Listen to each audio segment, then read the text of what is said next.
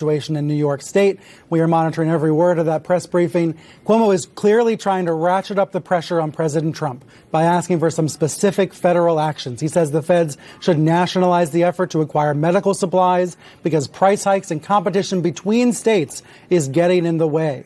I can report from a very well-placed source that the White House has been watching these Cuomo press conferences every day, watching very intently and taking cues from the New York governor. So it will be very important to see how President Trump responds to Cuomo's call later today. You can see on the corner of the screen there is a 4:30 briefing scheduled at the White House.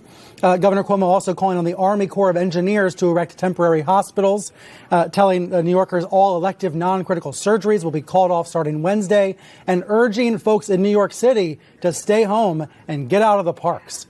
This has been a remarkable show of leadership by Governor Cuomo in recent days. He's providing hope, but not false hope.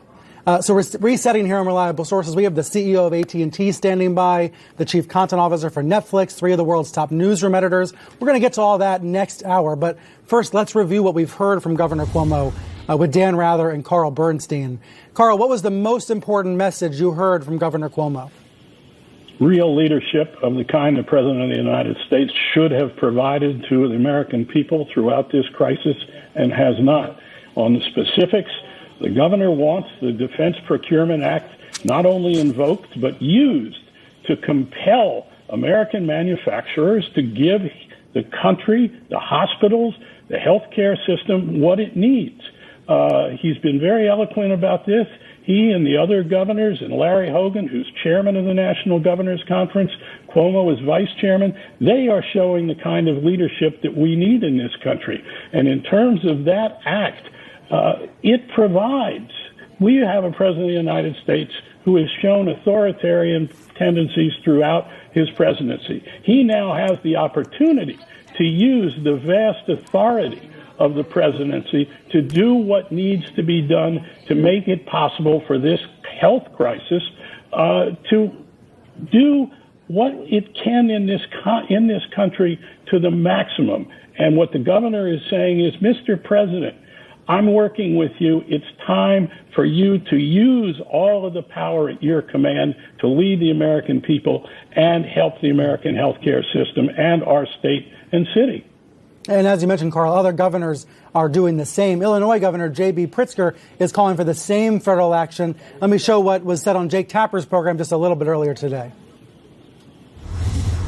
We're all competing against each other. This should have been a coordinated effort by the federal government, and the National Defense Authorization that the president has to essentially push this manufacturing really hasn't gone into effect in any way.